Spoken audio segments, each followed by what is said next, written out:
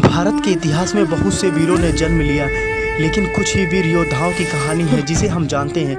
मराठा, सिख, जाट सबने अपने ताकत का लोहा मनवाया।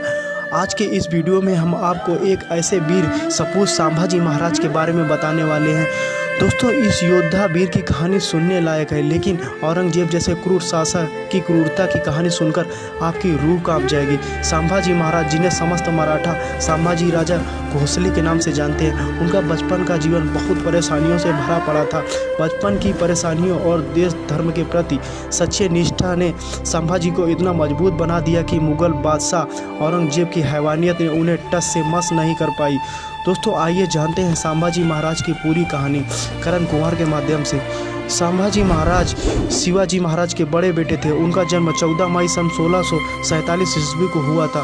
वो छत्रपति शिवाजी महाराज की पहली पत्नी साईबाई के पुत्र थे। जब शिवाजी 6 वर्ष के थे तब उनकी माता साईबाई का देहांत हो गया था और पालन पोषण की पूरी जिम्मेदारी उनकी दादी जीजाबाई ने उठाई। संभाजी के पिताजी राजनैतिक गतिविधियों के चलते बहुत अधिक व्यस्त रहते थे, जिनकी वजह वो दादी जीजाबाई के बहुत करीब थे। शिवाजी का पुत्र होने की वजह से संभाजी को सवाक कह के बुलाया जाता था, जिसका मराठी में अनुवाद होता है सवाक, यानी शेर का बच्चा। असल में वो शेर के बच्चे के ही समान थे। वे बलशाली होने के साथ साथ बुद्धिमान भी थे। सिर्फ 13 वर्ष की आयु में उन्होंने 13 भाषाएं सीख ली थी। यही नहीं, उन्होंने इस छोटी सी उम्र में तलवारबाजी और घुड़सवारी के साथ हर प्रकार के अस्त्र और शस्त्र चलाना सीख लिया था। एक राजनैतिक संस्कृति के तहत उनका विवाह यशोबाई से कर दिया गया, जो पिलाजी राव की पुत्री थी। उनका बचपन बहुत कठिनाइयों और संघर्ष से भरा हुआ था। जब केवल 9 वर्ष के थे तब उन्हें पिता शिवाजी के साथ औरंगजेब के दरबार में शामिल होना पड़ा। उस वक्त शिवाजी एक संधि के तहत औरंगजेब का साथ दे रहे थे, लेकिन औरंगजेब पिता और पुत्र दोनों को बंदी बना लिया। कुछ ही समय में पिता और पुत्र औरंगजेब के कैद से भागने में सफल रहे। संभाजी के सौतेली माँ से उन्हें धोखा मिला, जो अपने पुत्र राजा राम को महाराजा बनाना चाहती थी। लेकिन संभाजी अपनी सौतेली माँ सुरेराबाई के भाई हमीरदेव और मोहितो को अपने साथ मिला लिया और उन्होंने रायगढ़ को जीतकर सोयराबाई को बंदी बना लिया। फिर सन 1681 ईस्वी में संभाजी ने खुद को छत्रपति घोषित किया। संभाजी और औरंगजेब में लगातार युद्ध होता रहा। औरंगजेब को लगा कि वह पुणे तक हमला करके बड़ी आसानी से पुणे को हथिया लेगा, लेकिन संभाजी ने उसे इतनी कड़ी टक्कर दी कि फिर उसने छल कपट का सहारा लेना शुरू किया।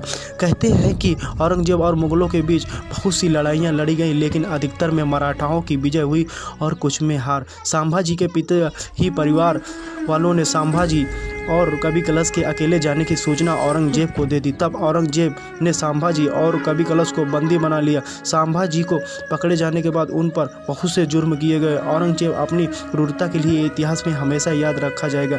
जब पहली बार संभाजी और कवि कलश को औरंगजेब ने देखा तो बहुत खुश हुआ और मक्के की ओर हाथ उठाकर खुदा का धन्यवाद दिया, जिस पर कवि कलश ने चुटकी लेते हुए कहा कि वो संभाजी से प्रभावित होकर उनके स्वागत में ऐसा कर रहा है। इस पर औरंगजेब बहुत क्रोधित हुआ। औरंगजेब उस सबको मुसलमान बनाना चाहता था। उसने संभाजी और कवि कलश को छोड़ने के लिए 3 शर्तें रखी थी।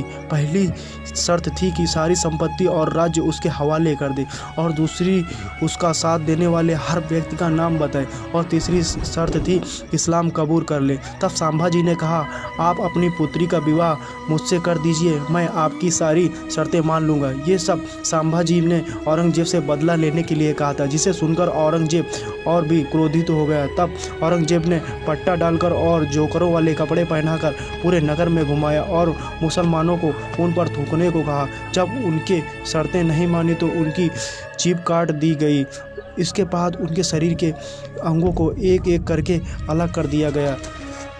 इस पर मराठा साम्राज्य टस से मस नहीं हुआ। अंत में उसका सिर भी धड़ से अलग कर दिया गया। बाद में कुछ मराठाओं ने उसके शरीर के टुकड़ों को सीलकर उनका अंतिम संस्कार किया।